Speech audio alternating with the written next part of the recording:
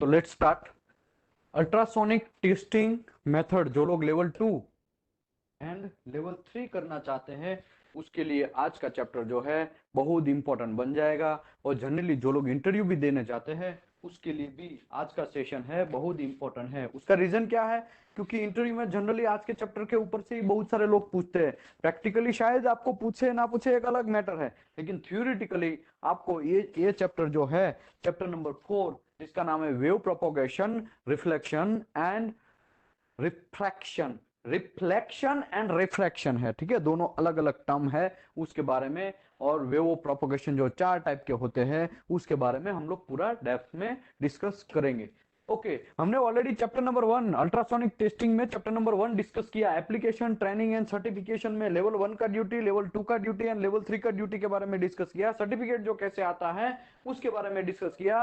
हमारा जो आंख है उसका टेस्टिंग जो करवाना है उसमें मिनिमम J2 ग्रुव होना चाहिए as per SNTTC 1A 2020 recommendation practice बोलता है कि आपका नियर विजन जो है वो मिनिमम J2 चाहिए। तो J3 नहीं चलेगा, J4 नहीं चलेगा, यस J2 चलेगा और J1 भी चलेगा। तो आप लोगों को जनरली अगर आपका आंख ओके है तो आपको J1 डलवाना चाहिए आपके सर्टिफिकेट के अंदर। Okay, as per ASME section 5 जो है, American society of mechanical engineering, जो ASME section 5 non destructive testing के लिए है, वो भी ऐसा बोलता है कि आपको कंपलसरी आपका नियर विजन है वो J1 होना चाहिए, वहां पे क्लियर लिखा हुआ है। इसके लिए भी आपको J1 डलवाना चाहिए आपके सर्टिफिकेट के अंदर, ठीक है। ओके, ये सब चीज हमने सर्टिफिकेट कैसा होता है वो डिस्कस किया। फिर बाद में हमने डिस्कस किया अल्ट्रासोनिक प्रिंसिपल के बारे में, वाइब्रेशन प्रिंसिपल के ऊपर काम करता है। ऑलरेडी यूट्यूब में भी ये दोनों चैप्टर मैंने डाल दिए हैं, तो आप देख सकते हैं वाइब्रेशन प्रिंसिपल कैसे काम करता है, उसके ऊपर पूरा डेप्थ में डिस्कस किया। और हमारा जो ऑडिबल है, हम लोग जो सुन सकते हैं या देख सकते 20 हर्ट्ज से लेके 20 हर्ट्ज से लेके 20,000 हर्ट्ज तक ही हम लोग सुन सकते हैं या देख सकते हैं, समझो ऐसा ही। बाकी हम लोग ये बोलो ये फ्रीक्वेंसी हम लोगों को सुनाई, उसके बाद का जो फ्रीक्वेंसी है वो सुनाई नहीं देता है, तो उसके बाद का जो ट्रांसफर होता है वो अल्ट्रासोनिक वाइब्रेशन बोलते हैं, अल्ट्रासोनिक, ठीक है। उसी के ऊपर हम लोगों को काम करना है, ये हमने ऑलरेडी डिस्कस किया अल्ट्रासोनिक प्रिंसिपल के ऊपर। चैप्टर नंबर 3 में ऑलरेडी हमने डिस्कस किया CRT स्क्रीन, ठीक है। CRT स्क्रीन के ऊपर कैथोडिक रे जो ट्यूब होता है उसके ऊपर पूरा डिस्कस किया। उसके बाद पल्स इको के बारे में डिस्कस किया, थ्रू ट्रांसमिशन के बारे में डिस्कस किया। पल्स इको एकदम सिंपल वाला है कि एक ही चीज रहता है, वही ट्रांसमिट करता है वही रिसीव करता है, राइट। और थ्रू ट्रांसमिशन जो इको है वो एक साइड में ट्रांसमिट करता है, दूसरा रिसीवर भी होता है, दोनों उसको अलग अलग दो लगाना पड़ता है, वो भी हमने डिस्कस किया। फिर कॉन्टैक्ट टेस्टिंग और इमर्सन टेस्टिंग के बारे में भी थोड़ा बहुत हमने जस्ट ऊपर चली बातें की। और उसके बाद में हमने डिस्कस किया स्वीप डिले के बारे में भी, पूरा डेप्थ में डिस्कस किया, मशीन के साथ स्वीप लेंथ क्या होता है वो सब चीज के बारे में। उसके बाद रिजेक्शन कंट्रोल कैसे करना है उसके बारे में। उसके बाद डिस्टेंस एम्पलीट्यूड कंट्रोल जो करना है कैसे करना है वो भी बारे में डिस्कस किया। DSC मतलब डिस्टेंस एम्पलीट्यूड करेक्शन, उसके बारे में डिस्कस किया। TCG टाइम करेक्टेड गेन, उसके बारे में भी डिस्कस किया। सेंसिटिविटी टाइम कंट्रोल, उसके बारे में भी डेप्थ में डिस्कस किया। तो आज हम ऑलरेडी अगेन और एक chapter start, mode of ultrasonic wave travel, जो चैप्टर नंबर 4 था रिफ्लेक्शन एंड रिफ्लेक्शन का, तो उसमें हम लोग पहला डिस्कस करेंगे velocity can be defined as a distance a wave will propagate through the medium in a given unit time, usually second. मतलब वेलोसिटी का एक डेफिनेशन दिया गया। वेलोसिटी मतलब जितना वो डिस्टेंस काटेगा, कितने टाइम में वो काटा है, उसको बोलते हैं वेलोसिटी। इसमें नया कोई रॉकेट नहीं है। वेलोसिटी कैन बी डिफाइंड, उसको डिफाइन किया गया है the distance a wave will propagate, कितना डिस्टेंस काटा है और कितने टाइम में उसने काटा है उसको बोलते हैं वेलोसिटी, नया कोई रॉकेट नहीं है, ठीक है। वेलोसिटी का उसने डेफिनेशन दिया है। दूसरा लाइन है तो wave speed remain constant through the given medium. देखो सभी भी, ये हम किसकी बात कर रहे हैं? अल्ट्रासोनिक वेव्स की बात कर रहे हैं हम लोग। 20,000 हर्ट्ज से ज्यादा जो हर्ट्ज है उसका डिस्कस कर रहे हैं, ठीक है। तो आप ये याद रखो, यहां पे ये जो बात किया है वेव स्पीड रिमेन कांस्टेंट, इसका मतलब अल्ट्रासोनिक का वेव स्पीड जो है, वेलोसिटी है, वो सभी मटेरियल में अपना अपना फिक्स रहता है। जैसे कि एयर है, तो एयर का वेलोसिटी यहाँ पे कितना है 0.33 इंटू 10⁵ ये फिक्स है। कोई भी किधर भी एयर आप घुसाओ। बाकी वाटर है तो वाटर में भी वेलोसिटी फिक्स है। एल्यूमिनियम है तो एल्यूमिनियम में वेलोसिटी फिक्स है। स्टील है तो स्टील में वेलोसिटी फिक्स है। तो यहाँ पे यही दिया गया है। तो wave speed remain constant through the given medium. जो भी मीडियम दिया गया है उसमें वेलोसिटी कांस्टेंट है। ठीक है, ये फंडा क्लियर है, राइट। ओके, ये मैं इसके लिए आपको समझा रहा हूं क्योंकि मुझे आपको धीरे धीरे अल्ट्रासोनिक का जो प्रोब होता है ना, प्रोब, उसके अंदर घुसाना है आपको। वो जो प्रोब है कैसे कैसे वेव्स निकालते हैं ना, उसमें मुझे लाना है आपको। और वो जो वेव्स है उससे हम कैसे कैसे डिस्कंटिन्यूटी फाइंड करते हैं ना, वहां पे मुझे पहुंचाना है। इसके लिए मुझे छोटे छोटे चीज से वेलोसिटी से स्टार्ट करना पड़ा। अभी मैं वेव्स पे आया, उसके बाद और थोड़ा चीज में एकॉस्टिक इमिशन में, एकॉस्टिक इंपीडेंस में आएगा। धीरे धीरे ये सब चीज आएगा। ठीक है, listed below the table of impedance velocity and density value. देखो एयर का डेंसिटी यहाँ पे कितना दिया गया है, जीरो, अप्रोक्सीमेटली 0.001, राइट। वाटर का डेंसिटी 1, एल्यूमिनियम का 1, उसका डेंसिटी 2.71 एंड यहाँ पे स्टील का डेंसिटी 7.8। अभी मुझे ये बोलो, यहाँ पे डेंसिटी दिया गया है, यहाँ पे वेलोसिटी दिया गया है, तो डेंसिटी वेलोसिटी इंटू डेंसिटी करेंगे तो क्या मिलेगा हमको, एकॉस्टिक इंपीडेंस मिलेगा। क्या मिलेगा, एकॉस्टिक इंपीडेंस। आपके पास कैलकुलेटर है तो प्लीज आप मोबाइल में करिए। आप थोड़ा करिए, इसका करिए, बराबर आ रहा है कि नहीं आ रहा है, उतना इतना ही है ना, देखो ना, इज इक्वल टू इतना ही आ गया ना, 1 है तो इतना ही आएगा ना, राइट। ओके, लेकिन यहाँ पे फर्क ये है, यहाँ पे सेमी स्क्वायर है, ग्राम है, ग्राम में इसके लिए यहाँ पे एक मिंडी ऊपर चढ़ जाएगा। यहाँ पे ये पॉइंट इस साइड लेके आया है। ठीक है, नया कोई रॉकेट नहीं है, ये पॉइंट को यहाँ पे चिपकाया है और कुछ नहीं है। अगर मुझे ये बोलो इसका आप करो क्रॉस, इसका क्रॉस करो, इतना ही मिलेगा 1.72 इंटू 10⁶ आप करो। तो कहने का मतलब ये है, एकॉस्टिक इंपीडेंस जो है वो डेंसिटी इंटू वेलोसिटी चीज है। ठीक है, डेंसिटी इंटू वेलोसिटी है। नया कोई रॉकेट नहीं है। कोई बराबर बोल सकता है, बराबर है कि गलत है, कोई बोल सकता है। Okay, very good. बहुत सारे लोगों ने यहाँ पे ऑफलाइन में भी करेक्शन किया है, वेरी गुड। ऑनलाइन में भी एक दो लोगों ने बोल दिया है। आगे बढ़ते हैं। ठीक है, देखो the listed below table of impedance velocity and density value जो है उसका उसका है। ठीक है, इसका दोनों का क्रॉस सेक्शन है। This information will useful later in the chapter the performing the basic ultrasonic calculation. ये आपको जब अल्ट्रासोनिक का कैलकुलेशन आएगा तब आपको बहुत इंपॉर्टेंट बन जाएगा। ये दोनों का क्रॉस है। ठीक है, ये दोनों का क्रॉस है, ये सब इज इक्वल टू है। ठीक है, ऐसा है, नया कोई रॉकेट नहीं है। ओके, अभी जब आप अल्ट्रासोनिक टेस्ट करने आए हैं, इसका मतलब ये हुआ कि आपको कैलकुलेशन से छुटकारा नहीं मिलने वाला।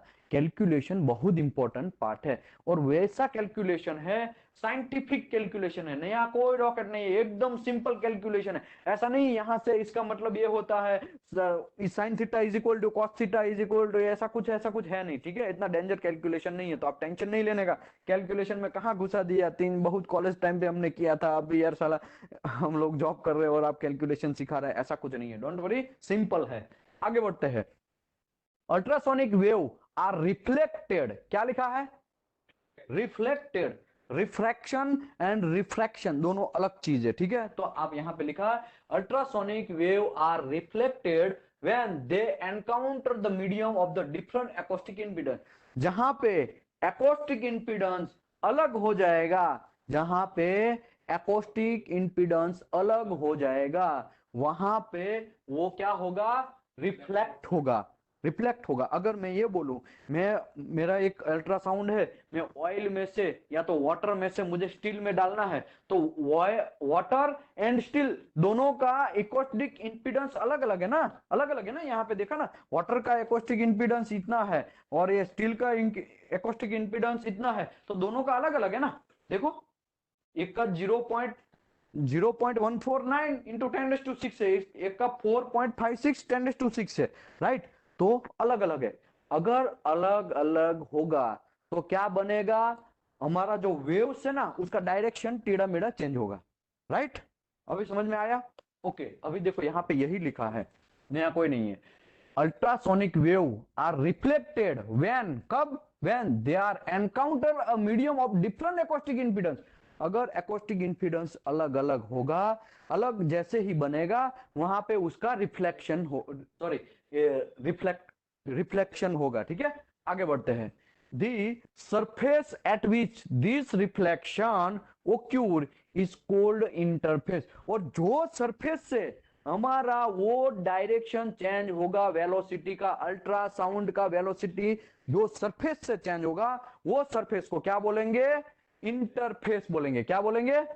इंटरफेस। तो यहाँ पे इंटरफेस लिखा है, देखो अभी यहाँ पे मीडियम 1 लिखा है, राइट, मीडियम 1, यहाँ पे मीडियम 2 लिखा है, राइट, यहाँ पे मीडियम 1 लिखा है, यहाँ मीडियम 2 लिखा है, राइट। अभी देखो यहाँ पे से ये भाई साहब इंसिडेंट वेव, मतलब हमारा प्रोब बोलो या और क्या बोल सकते हैं, प्रोब, ट्रांसड्यूसर, जो भी है, उसमें से रेज निकलेगा, उसमें से क्या निकलेगा? अल्ट्रा साउंड निकलेगा। वो अल्ट्रासाउंड मेरे भाई यहां से आते आते यहाँ पे आया, लेकिन पता चला कि इतने एरिया में तो पानी था और यहाँ पे तो स्टिल स्टार्ट हो गया है, ऐसा पता चला उसको। तो एकोस्टिक इंपीडेंस दोनों का अलग अलग है ना, दोनों का मैं दिखाया ना, वाटर का और स्टील का अलग अलग है। तो क्या होगा? वो रिफ्लेक्ट होगा। अगर सेम होता तो सेम उसका ऐसे ही डायरेक्शन में आगे बढ़ता, सेम वही डायरेक्शन में आगे बढ़ता, लेकिन सेम नहीं है मेरे भाई, यहाँ पे उसका अलग अलग है। देखो दोनों का एकोस्टिक इंपीडेंस, मतलब दोनों के अंदर, मटेरियल के अंदर वेलोसिटी भी अलग है, दोनों मटेरियल का डेंसिटी भी अलग है। तो मैं ये बोलूं, रेज सीधा जा रहा था, उसको पता चला कि यहाँ पे तो एकोस्टिक इंपीडेंस चेंज है, या तो मटेरियल ही चेंज हो गया, तो फिर उसका डायरेक्शन चेंज हो जाएगा, तो उसको बोलते हैं रिफ्लेक्शन। क्या बोलते हैं? रिफ्लेक्शन। वो जो ये जो सरफेस हुआ ना, ये जो सरफेस, वो सरफेस को क्या बोलेंगे? इंटरफेस बोलेंगे। क्या बोलेंगे? इंटरफेस। तो यहाँ पे अनगुलर इंसिडेंट दिखाया गया है। अनगुलर इंसिडेंट मतलब एंगल। तो अब ये भी मैं आपको अभी से बोल दूं, अगर ये थीटा है तो ये भी क्या बनेगा? थीटा ही बनेगा। दिस इज द क्लियर फंडा, राइट। ये फंडा सिंपल है। अगर यहाँ पे 30 डिग्री होगा तो यहाँ पे भी कितना डिग्री होगा? 30 डिग्री होगा। वो सेम ही रहता है, शायद आगे लिखा हुआ आएगा। तो interface is common boundary between two material. Common boundary, दोनों मटेरियल का एक कॉमन बाउंड्री होगा ना, मटेरियल और फेज, सच एल्यूमिनियम हो या स्टील हो, टू वाटर टू स्टील हो, एल्यूमिनियम टू स्टील हो या वाटर टू स्टील हो, ठीक है, दोनों का बाउंड्री सेम रहेगा, मतलब यहाँ पे बीच में सेम रहेगा। A beam of energy approaching the interface is reflected incident waves। इसको बोलते हैं, ये जो भाई साहब आए ना, उसको इंसिडेंट वेव्स बोलते हैं। क्या बोलते हैं? इंसिडेंट वेव, मतलब उसी से उत्सर्जित होगा, राइट। आगे बढ़ते हैं। The angle at which the wave strike the interface is known angle of impedance is shown below। देखो angle at which the wave strike interface, ये वेव यहाँ पे, ये क्या इंसिडेंट वेव है, वो ये सरफेस पे स्ट्राइक हुआ, एंड इंटरफेस, ये इंटरफेस वहां पे स्ट्राइक हुआ, एंड वहां पे जो एंगल बनाया उसको एंगल ऑफ इंसिडेंट बोलेंगे। इसको क्या बोलेंगे? Angle of incidence. मैं भाई इसके लिए ये समझा रहा हूं कि मुझे प्रोब के अंदर डालना, मुझे आपको एंगल प्रोब दिखाना है, मुझे एंगल प्रोब के अंदर कैसा एंगलिंग सिस्टम बनता है वो दिखाना है। इसके लिए छोटा छोटा चीज से स्टार्ट कर रहा हूं, ताकि आपको आगे जाके पूरा क्लियर माइंड, हाँ यहाँ पे इंटरफेस आ गया, यस यहाँ पे तो एंगल बदलेगा भाई, कुछ भी उखाड़ लो, वहां तो बदलने वाला है, ठीक है, आपको प्रैक्टिकली भी ये सब चीज पता चलेगा, ठीक है। आगे बढ़ते हैं। वो जो एंगल बना उसको क्या बोलते हैं? Angle of incidence. ये थीटा 1 है, ये थीटा 2 है, तो दोनों एक्चुअली सेम ही है, theta 1 is equal to theta 2, ठीक है। आगे बढ़ते हैं। The incident wave is said have a normal incidence when the direction of propagation is perpendicular to the interface, ठीक है। तो देखो अगर मैं ये बोलूं, ये इंसिडेंट वेव को मैं यहाँ पे ऐसा ऐसा ड्रॉ करके यहाँ पे घुसाऊं, तो ये सीधा घुसाऊं तो ये परपेंडिकुलर हो गया, एकदम परपेंडिकुलर। तो उस टाइम पे उसका वेव एंगल कितना है? 0 है, कुछ भी नहीं है, एग्जैक्टली इंसिडेंट वेव है उसको। तो उस टाइम पे यहाँ पे एंगल इंसिडेंस हुआ था, अगर एग्जैक्टली मैं परपेंडिकुलर उसको घुसाऊं तो उसको नॉर्मल इंसिडेंस बोलेंगे। तो ये नॉर्मल प्रोब हो गया, ये एंगल प्रोब हो गया, राइट। ऐसा हो सकता है ना, ये नॉर्मल प्रोब, मैं सीधा ही घुसाता हूं भाई, अगर मैं सीधा ही घुसाऊं नॉर्मल प्रोब हो गया, और नॉर्मल प्रोब से सीधा जाएगा। अगर यहाँ पे बोलूं तो एंगल हो गया, तो एंगल प्रोब हो गया। इसके लिए इसका नाम है एंगुलर इंसिडेंस, ये जो एंगल बनाता है इसका, और यहाँ पे है नॉर्मल इंसिडेंस। उसी के नाम से भाई साहब हमारे नाम रखा गया है एंगल प्रोब और नॉर्मल प्रोब। खटा खलास, सिंपल बात है। ठीक है, आगे बढ़ते हैं। Okay, shown below the incident is zero. हाँ, तो नॉर्मल प्रोब में जीरो ही होगा ना, और जीरो ही है वो, वैसे भी नॉर्मल प्रोब बोला जाता है इसी की वजह से। Some of the wave energy strike the interface, कुछ energy strike on the interface. Interface मतलब ये भाई साहब, ये जो मैं ड्रॉ कर रहा हूं ना, इसको बोलते हैं इंटरफेस। ठीक है, ये इंटरफेस है। Some of the waves energy strike the interface will transmit through interface and some will be reflect the angle and incident। कुछ लोग स्ट्राइक होगा, कुछ लोग रिफ्लेक्ट होगा, कुछ लोग ऐसे ही निकल जाएगा, थोड़ा बहुत ऐसे भी निकल जाएगा ना, थोड़ा बहुत शायद ऐसा भी निकल जाए, ऐसा भी हो सकता है ना, ऐसा हो सकता है। तो इसकी बात कर रहा है। Some of the wave energy strike the interface will transmit through the interface, मतलब उसको भी ट्रांसमिट कर लेगा, उसको भी यहां से ऐसा ट्रांसमिट, शायद ऐसे ऐसे ऐसे जो भी समझो आप, उसमें से भी ट्रांसमिट होगा। हाँ, वहां पे वॉल होगा तो शायद ना हो, है शायद, आई डोंट नो। ठीक है, वैसे अल्ट्रासोनिक टेस्ट तो उसमें भी कर सकते हैं। ठीक है, आगे बढ़ते हैं।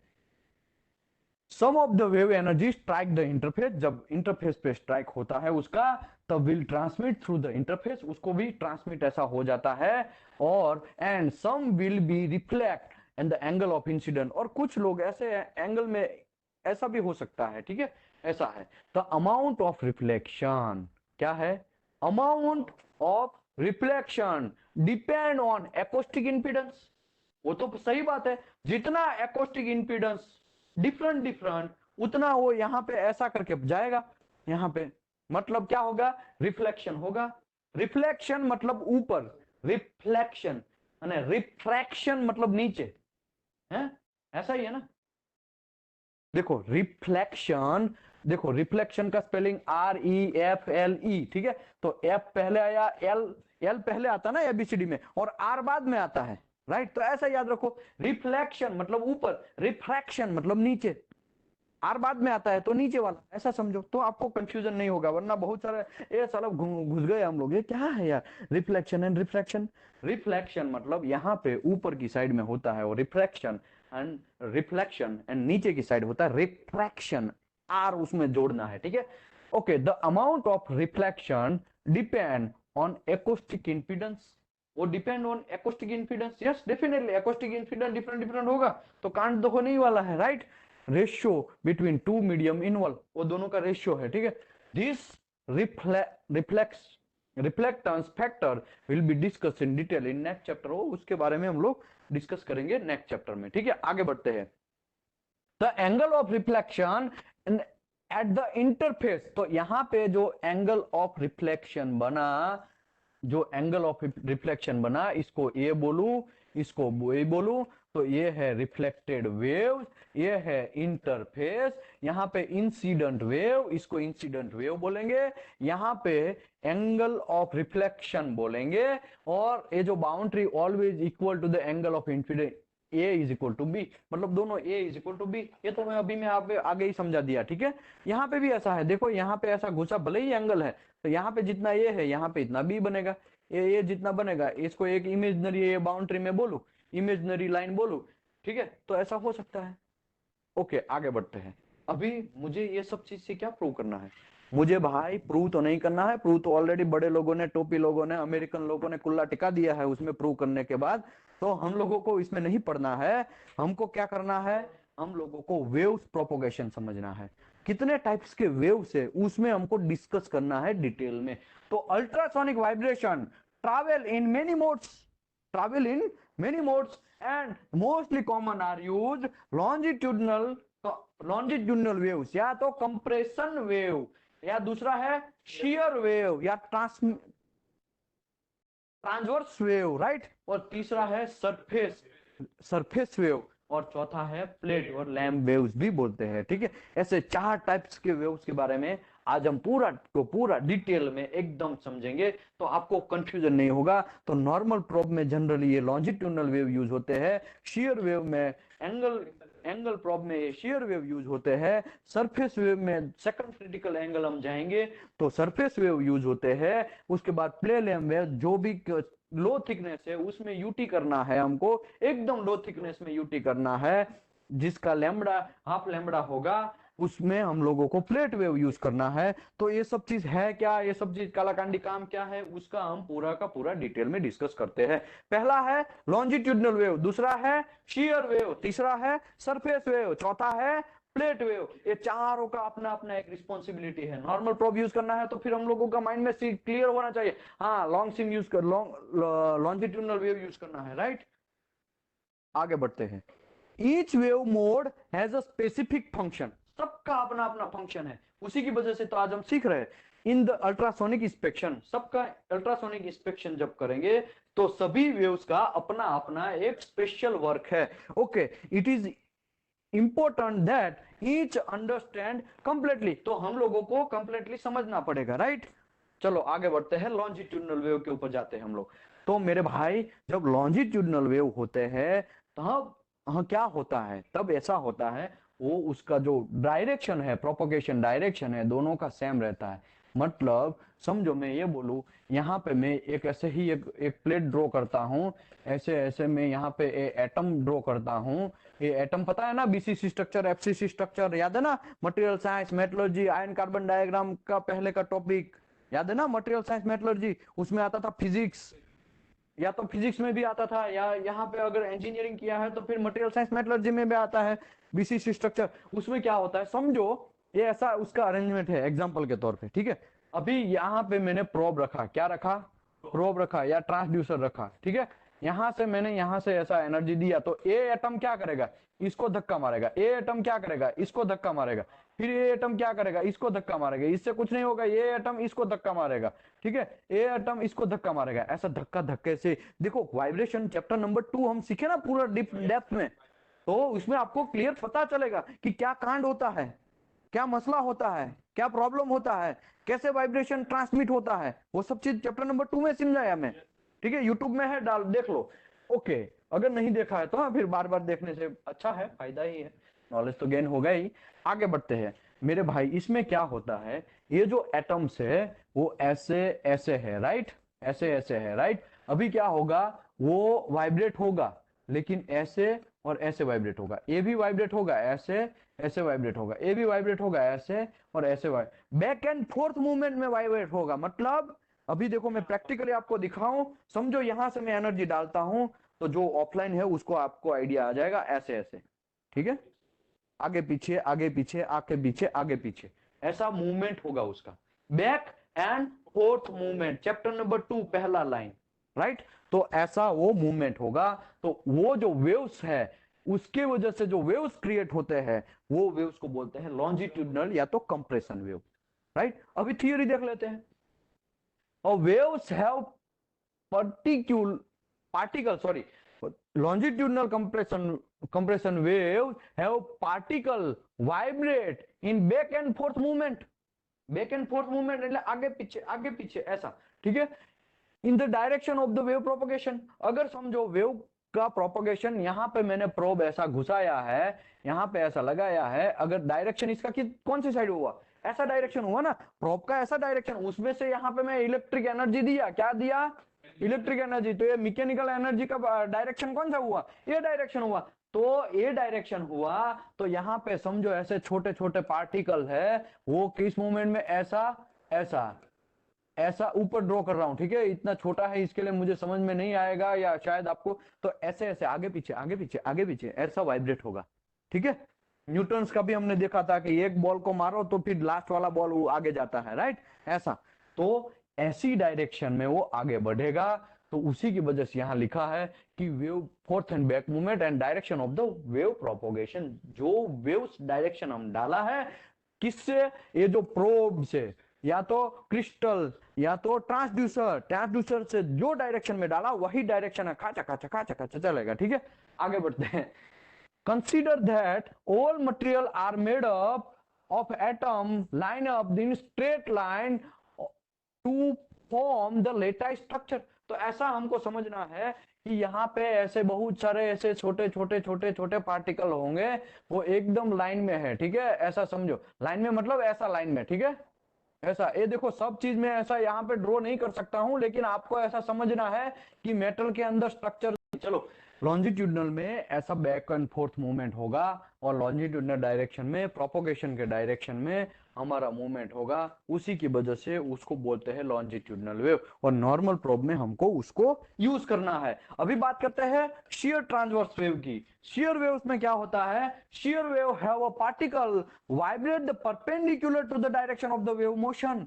मतलब ये परपेंडिकुलर होगा, समझो यहां से मैं ऐसा करके ट्रांसड्यूसर लगाऊं, यहां से ये डायरेक्शन में वो जा रहा है वेव्स, ठीक है, एनर्जी अल्ट्रासोनिक साउंड ये डायरेक्शन में जा रहा है, तो यहाँ पे ऐसे बहुत सारे एटम ऐसे रहेंगे, बहुत सारे एटम रहेंगे, ठीक है, शायद ऐसा तीन तीन में ड्रॉ करूं, समझो, तो वो मेरे भाई उसका जो डायरेक्शन होगा मूवमेंट का, वाइब्रेशन होने का, वो जो है ये अप एंड डाउन होगा, ऊपर नीचे, ठीक है, ऐसा यहाँ पे लिखा है ना, यहाँ पे ड्रॉ किया, ऊपर नीचे, ये ऊपर ये नीचे, ऐसा मूवमेंट होगा। मतलब अभी देखो यहां से मैं डाल रहा हूं, तो ऐसे ऐसे वाइब्रेट होगा, राइट, ऊपर नीचे ऊपर नीचे ऊपर नीचे ऐसा होगा। तो आई थिंक आपको इसका भी आइडिया आएगा। तो यहाँ पे नया कोई रॉकेट नहीं है, ठीक है, सिंपल बात है। यहाँ पे लॉन्जिट्यूडनल मतलब ऐसा और ऐसा, बीच में पार्टिकल था, ऐसा ऐसा और ऐसा, ऐसा वाइब्रेटर हो रहा था, क्यों? क्योंकि हमने यहाँ से कुछ घुसाया था। क्या घुसाया था? Ultrasonic sound, ultrasonic waves, ultrasonic